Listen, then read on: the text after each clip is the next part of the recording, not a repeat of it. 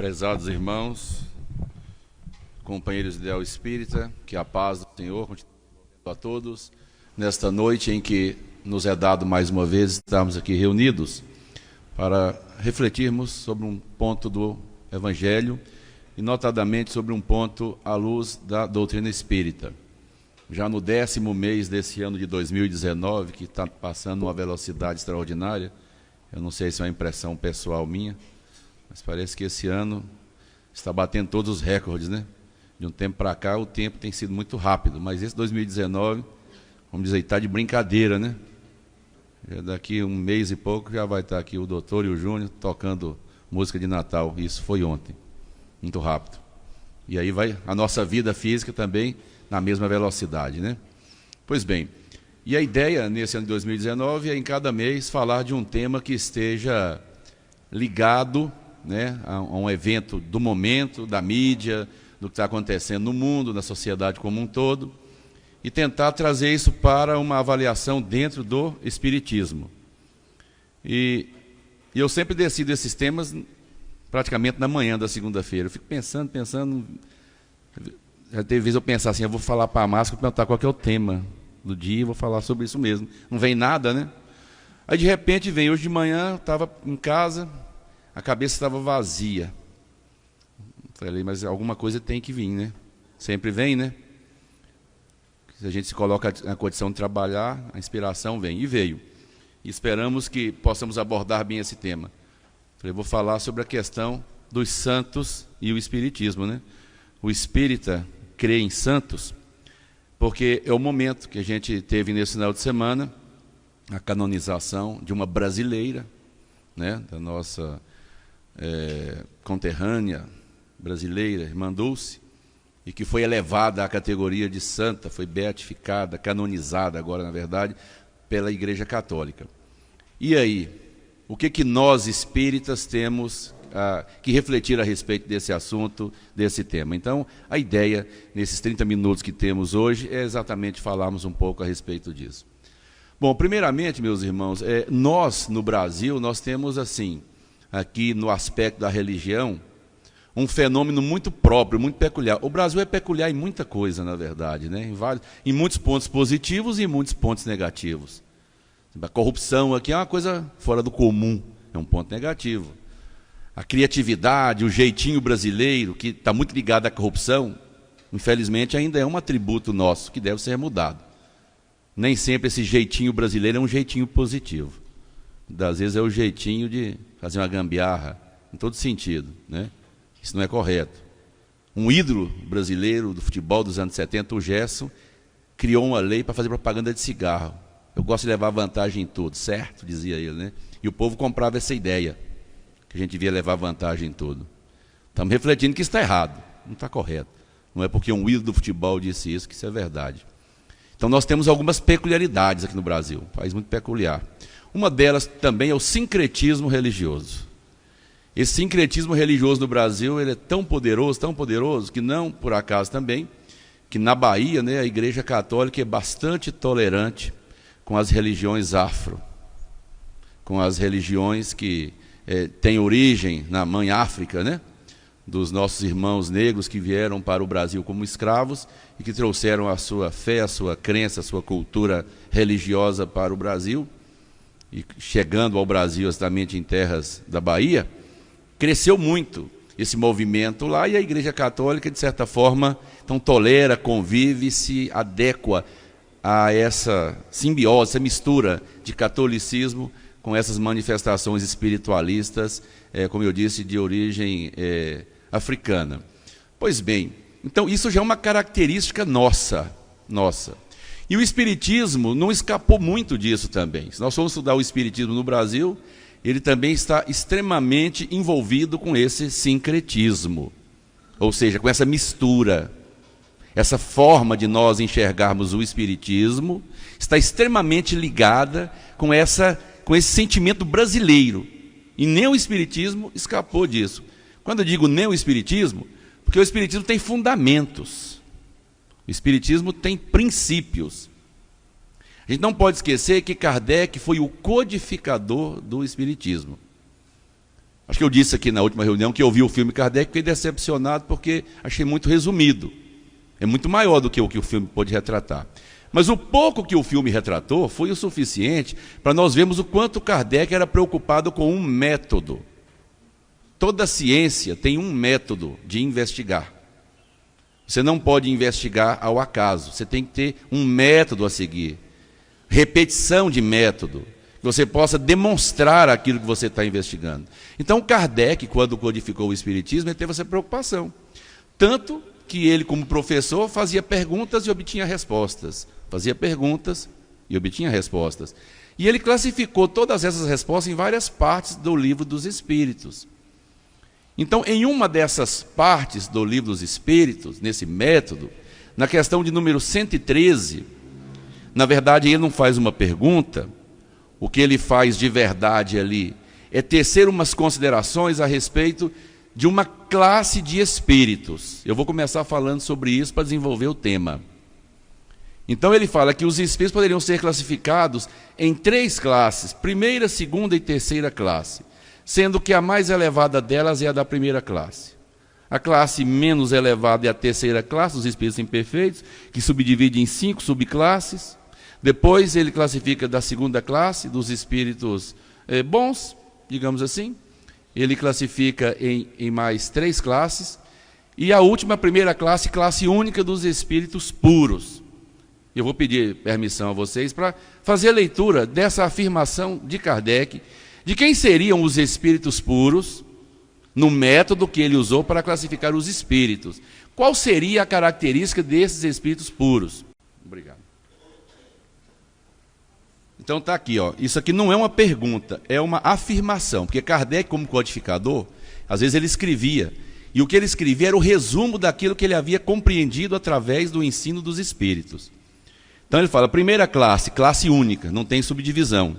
Os espíritos que a compõem percorreram todos os graus da escala, olha só, todos, e se despojaram de todas, novamente a palavra todo, todo não tem interpretação, todo é todo, né?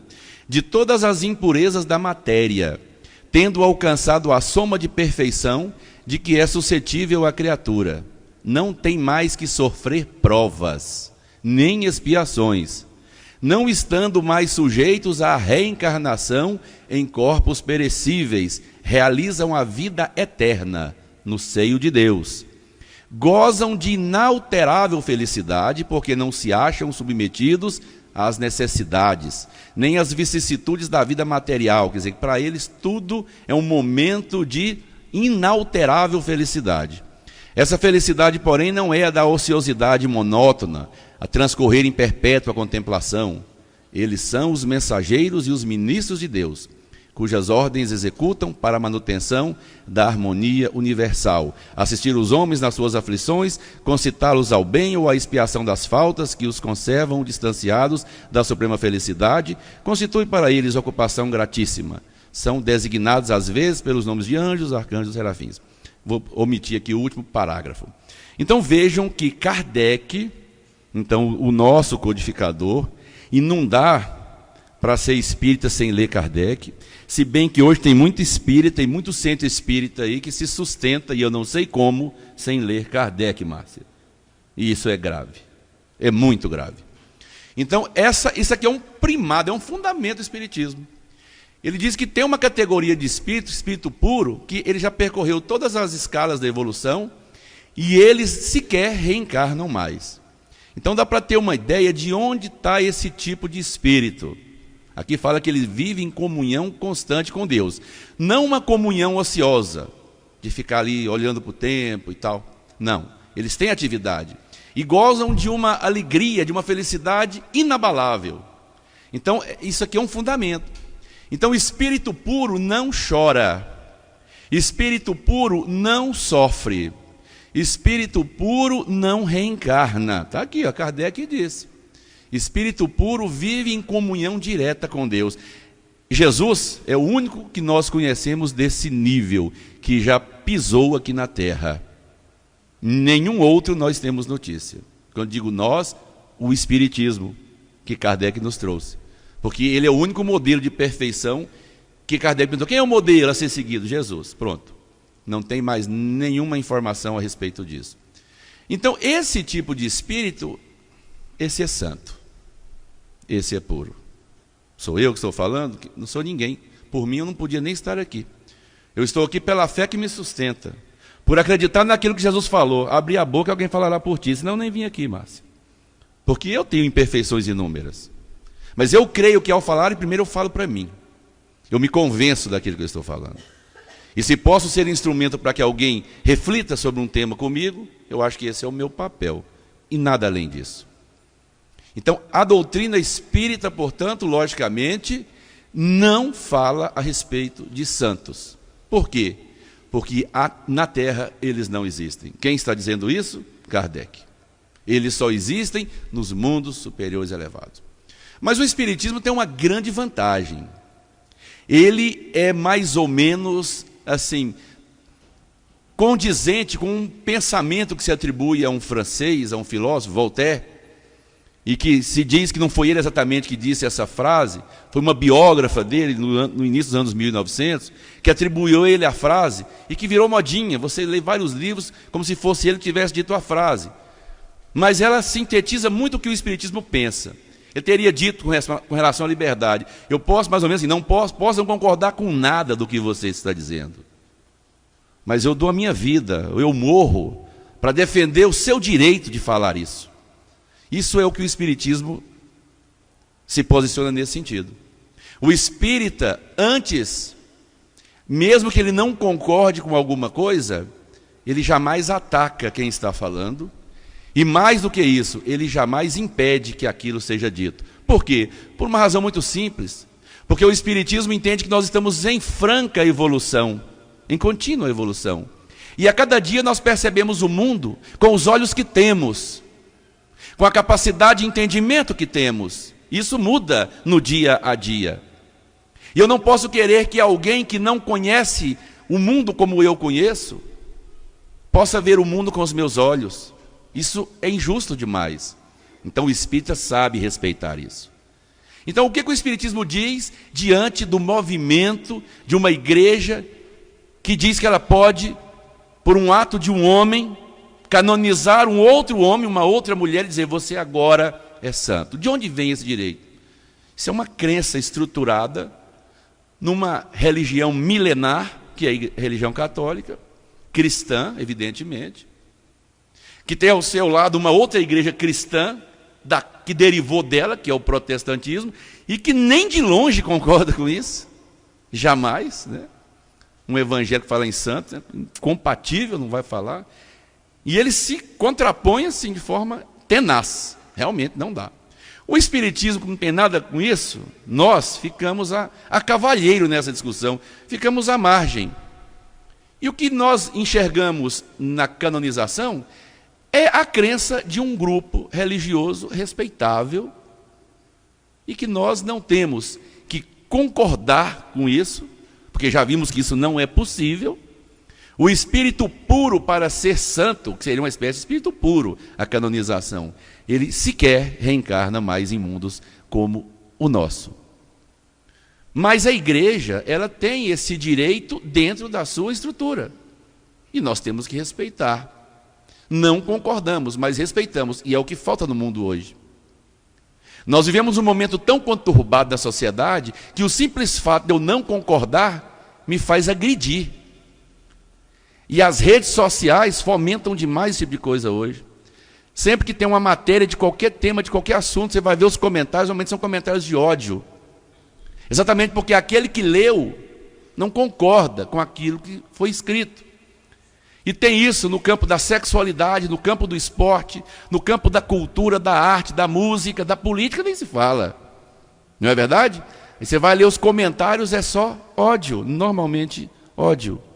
Simplesmente porque não concorda com a ideia. Eu não tenho que brigar com a pessoa que diz algo que eu não concordo. Basta apenas que eu não concorde. Isso é suficiente. E ela vai respeitar o fato de eu não concordar com ela. Eu não posso impor e nem aceitar que ninguém imponha nada sobre mim. Sobretudo o espírita, que deve ter uma fé raciocinada. Agora, a Igreja Católica faz isso. Desde 530, mais ou menos.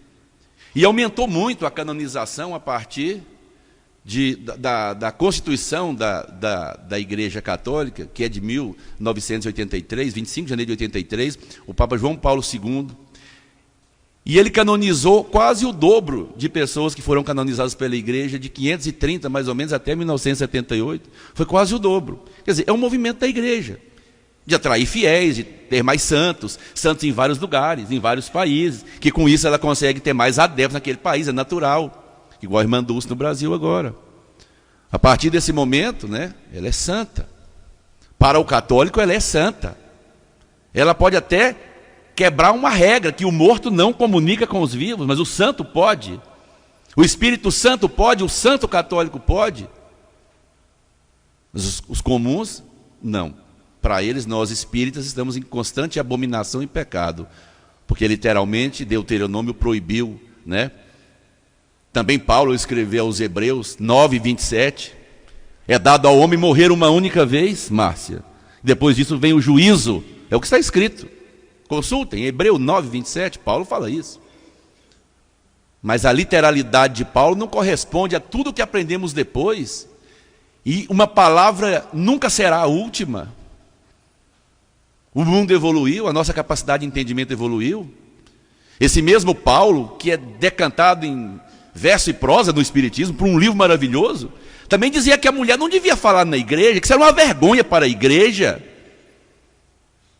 Que se ela tivesse alguma dúvida, perguntasse para seu marido lá na casa deles, e nunca diante da igreja, porque ela envergonhava a igreja. E aí? Homem, somos homens. Erramos, cometemos acertos. A escala evolutiva nos comporta a todos. Uns mais elevados num ponto, outros mais em outro ponto, e nós nos completamos. Então, em que momento que nós espíritos podemos criticar o santo católico? Em nenhum momento. E nós, o que entendemos então? Que é um bom espírito. Está naquela categoria intermediária que Kardec classificou. Não é um espírito imperfeito, onde o mal sobrepõe o bem por completo. Não é um espírito puro, e está longe disso. Mas é um bom espírito. E nesse bom espírito cabem inúmeras subdivisões. E nós espíritas temos aqui de alguma forma, e isso se deve muito ao sincretismo, as nossas adorações a espíritos também. Bezerra, quem mais? O Chico. E eu tenho certeza que eles mesmo não querem esse culto. Isso não é deles, isso é nosso. Mas isso faz parte de um processo que não vai saindo assim tão fácil, não. Nós somos aquilo que vivemos. Isso é bom ou é ruim? Eu creio que é indiferente. Esse aqui é o caminho, a verdade e a vida. Os próprios espíritos não deram margem para dúvida. Quando o Kardec perguntou, quem é o modelo para a humanidade? Salvo engano, é a questão 621 ou 622? 25, pronto. 625 dos espíritos. Jesus, ele é o modelo. Então, quem é o espírito puro? Jesus. E quanto a nós? Nós devemos nos ajudar. Esse é o nosso papel aqui na Terra. Cada um ao seu turno, da sua forma, na sua capacidade. É claro que aquele que tem melhores condições sempre vai ajudar o que está em pior situação. Se a questão é financeira, quem tem mais dinheiro, não é verdade? Pode ajudar. Quem financeiramente está comprometido, é natural, é da vida. Quem tem mais instrução, deve instruir aquele que sabe menos. O que tem o conhecimento deve compartilhar, porque o conhecimento, quanto mais nós compartilhamos, mais ele aumenta em nós, porque a gente aprende quando ensina. Quando você guarda para você, que vai enferrujando, como um talento enterrado, como Jesus falou. Então, o nosso papel aqui na Terra é o de santificarmos as nossas vidas com as nossas ações. A igreja vai continuar venerando os seus santos, e que seja assim, porque isso satisfaz a igreja. Nós é que não podemos correr esse risco, porque nós não temos fundamento para isso. Volto a dizer, se a igreja quiser santificar alguém, ela tem um documento, uma constituição canônica que lhe autoriza a fazer isso. E se nós formos na nossa, entre aspas, constituição kardeciana, nós não vamos achar elementos para isso, não. Agora, se quiser inventar, inventa à vontade. Até porque o Espiritismo, não, embora tenha uma federação, ela não tem poder normativo disciplinar sobre nenhum centro. O que significa isso? A federação não pode chegar aqui e fazer uma intervenção nesse centro, falar assim, ó, aqui está errado nisso, nisso, aqui, tem que... Não. Aqui a casa é federada lá porque quer, voluntariamente. Não é obrigada a acatar nada, são orientações. Então não existe, isso faz parte até da própria liberdade do espiritismo.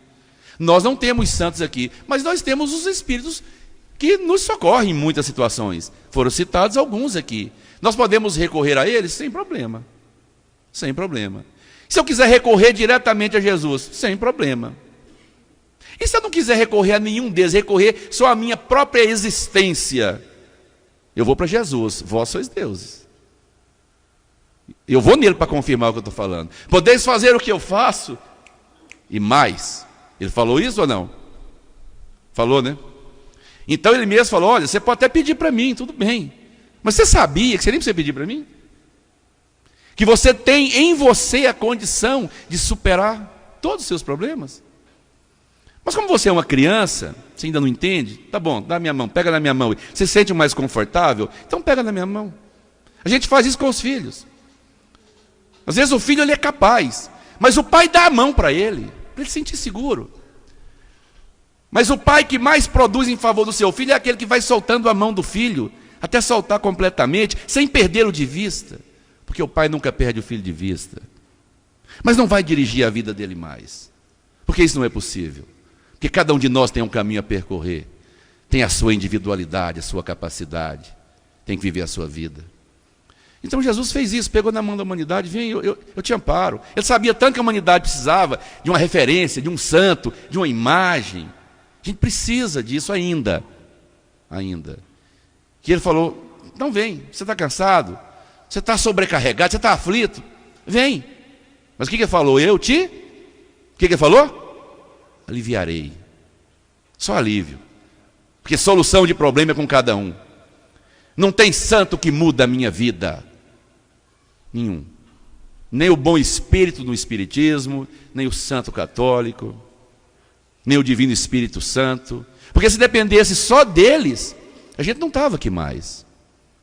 Se dependesse dos espíritos puros, todos nós também seríamos puros. E vamos da origem. Se dependesse de Deus, nós seríamos todos puros. Mas não somos. Porque não depende só dele. Ele nos criou simples e ignorantes. O resto é conosco. Nós é que temos que caminhar. Nós é que temos que progredir. Nada impede que nesse caminhar, nesse progredir, nós tenhamos contato, portanto, com pessoas mais vividas do que nós, mais experientes do que nós, que não vão nos suprir naquilo que nos cabe fazer, mas vão sim nos ajudar. Então, eu sou espírita, mas eu quero orar por Nossa Senhora, por Santo Agostinho, que tem muitas mensagens no Evangelho, e usou o nome de santo. Interessante, né? Talvez para ser identificado. Não creio que Santo Agostinho, que viveu de 350, mais ou menos a 430, algo assim, né? Tenha de fato sido assim, levado pela vaidade. Eu vou assinar aqui, Santo Agostinho, que eu sou santo, né? Aí seria uma coisa meio em contrassenso. Não creio, mas as pessoas o conhecem por Santo Agostinho. Se ele não falar que ninguém saberia quem era. Então é muito mais para as pessoas saberem quem era ele, do que propriamente por uma vaidade pessoal. Porque se tem uma coisa que não dá certo, é a pessoa ser rotulada de santa e ficar orgulhosa por isso. Eu creio que os espíritos santos, quando alguém chegava e fala, você é o santo, fala, para com isso. Não diga isso. O Chico, que está longe do negócio de ser santo, o que ele falava? Eu sou um sapo que carrega uma vela sobre as costas, iluminando. Onde ele vai iluminando. Ele não estava pondo o foco nele, ele estava pondo o foco na vela, na luz. E uma luz pequena, uma vela, mas ilumina. O condutor não precisa nem falar mais nada, né? Ele não queria glória para ele. Ele sabia disso, ele sabia perfeitamente disso. Tem certeza que isso não o conforta em momento nenhum, qualquer tipo, de colocá-lo como santo. Porque, de fato, todos nós temos as nossas fraquezas. É lógico que as nossas aqui, eu que falo, nem se fala, e vocês que ouvem, no nosso meio, elas são inúmeras, são incontáveis. Mas a gente está num propósito de entender, de ler, de compreender, e principalmente, de viver um pouco daquilo que a gente compreende. Porque a máxima do muito se pedirá quem muito recebeu sempre é aplicável, né? A gente vai ser cobrado na medida daquilo que sabemos. Então, respeitemos. Porque de um mesmo e único livro, você tira, que é a Bíblia, você tira entendimento para tudo. Você coloca lá o católico, com imagens, com santo, agora você vai ter direito de fazer uma imagem de irmã Dulce, colocar num altar, e ela ser venerada no Brasil e no mundo, é um direito. Isso aí é totalmente respeitado, ela passou por todas as fases. São 6 fases o processo, resumido de canonizar, são 6 fases. A primeira é quando você começa a encaminhar para o Vaticano o estudo de casos e tudo mais que aconteceu daquela pessoa, aí ela é chamada de servo de Deus. Depois que comprova milagre, ela vira beato, beatificação. E se comprovar mais um milagre, que é uma coisa que, para o próprio direito canônico, o que é um milagre? É algo que a ciência não explica. O sujeito está ali, vai morrer. Você está com um selo, vai morrer, não tem jeito. E aí vai, a pessoa faz uma oração e tal, e coisa rápida. Não pode ser demorado também, não. 2, 3 dias é aquela coisa fantástica, cura. Tem médicos na comissão do Vaticano para testar isso. Exame da doença incurável, exame depois totalmente curado. A gente sabe que isso acontece. A gente só não chama de milagre aqui no Espiritismo, isso acontece, são curas. É merecimento, é manipulação do fluido cósmico universal, eles não entendem assim, atribui a pessoa exclusivamente, então é um poder supremo, é milagre, está pronto. Deixa de ser, né, beato e vira santo, canonizou, pronto. Nós espíritos podemos orar por um santo católico, nós espíritos fazemos o que nós quisermos, somos livres. Cientes de que o Espiritismo não fala sobre isso. Mas se você quiser ter essa crença, todo direito. Se tem uma coisa que o Espiritismo não faz é colocar cabresto nas pessoas. Ele acende luz e lanterna na frente dessas pessoas. Não põe cabresto, mas acende luz. E ao ver a luz há de ser seguida. Se tem luz, a gente segue. Não porque tem um cabresto, obrigando, vem, chicote, empurrando. Eu até sempre cresci ouvindo que o espírita ou vai pelo amor, ou vai pela dor. Isso para mim é lenda. O espírito só vai pelo amor. A dor pode revoltar. Tem gente que sofre revoltado, morre espraguejando. Ou não, tem, né? Mas a dor pode nos sensibilizar para o amor. E quando o amor chega, a gente se resgata. Então o que nos faz evoluir é o amor. A dor não é força criadora no universo. A dor não é. A dor é uma prova de atraso. Quem sente dor é espírito atrasado, somos nós.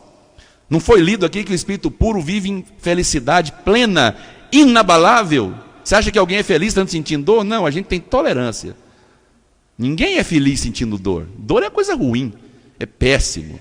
Ainda bem que tem analgésico, né? Tem até morfina, que às vezes não dá conta da dor, tamanha é a dor. Ninguém gosta de dor. Não sou masoquista. Dor é coisa horrorosa. Mas a dor, às vezes, é uma consequência nossa e nos faz chegar ao amor. E quando chega ao amor, pronto. A jornada está sendo completada. Atingir esse clímax de amor que o Cristo nos ensinou. Amar a todos, amar a Deus acima de todas as coisas. Parece ser mais fácil, porque é uma divindade. E amar um ser divino parece que é mais fácil. O duro é o segundo, amar ao próximo como a si mesmo. Esse próximo é canseira, porque nós somos canseira para os outros. A gente é um ser difícil, cheio de vaidade, cheio de personalismo, cheio de sentir ofendido, uma sensibilidade exagerada. E as pessoas são como nós. A gente está mais ou menos no mesmo nível. Então, esse é que é difícil, né? Esse amar a todos indistintamente. Então, o santo, meus irmãos, baseado na Igreja Católica, merece o nosso respeito, em resumo. Respeitemos os santos católicos. Quer orar por ele? Fique à vontade. O Espiritismo fala sobre santos? Não. Lamento informar, não fala. Não fala. Longe disso, aliás, pelo contrário. Mas convive bem. Nós podemos ter convivência sem ficar indignado, que essa é a nossa vantagem. Às vezes um outro, quando fala que a gente tem espírito aqui, que tem mediunidade, o pessoal fica, às vezes, até amigo da gente de trabalho. Vem cá, você mexe com negócio lá de espírito, invocar espírito, negócio de macumba, não sei o quê. Aí vira uma mistureba, né? Eles se incomodam. Não, eu sou evangélico, que maravilha, que coisa maravilhosa. Rapaz, eu não discuto com o evangélico, eu acho maravilhoso. Eu tenho 3 filhos, se vocês quiserem virar evangélico, não tem problema nenhum. Se quiser virar católico, problema nenhum. Eu não quero que eles sigam o que eles não sintam. Eles têm todo o direito. Eu fui criado numa igreja católica, num colégio católico, não fiquei católico. Isso aqui era um compromisso, viu, Márcia? Ia para a missa, tal, colégio madre, mas não fui levado para lá. Mas convivo e respeito, canto as músicas e vivo muito bem. Com os evangélicos, da mesma forma. E a mesma Bíblia nos dá uma compreensão que dá para o católico fazer santo, e o evangélico fala, Ave Maria de santo. Não pode ter santo. É um dos fundamentos lá dos 10 mandamentos. Não haverá adoração a outras imagens, senão a mim. Então, enfim, está vendo que isso aí é tudo interpretação, né? Mas de forma resumida, porque o tema eu acho empolgante e o tempo é pouco, é dizer que nós espíritas cumprimentamos a Igreja Católica nesse momento em que ela escolhe mais uma santa brasileira.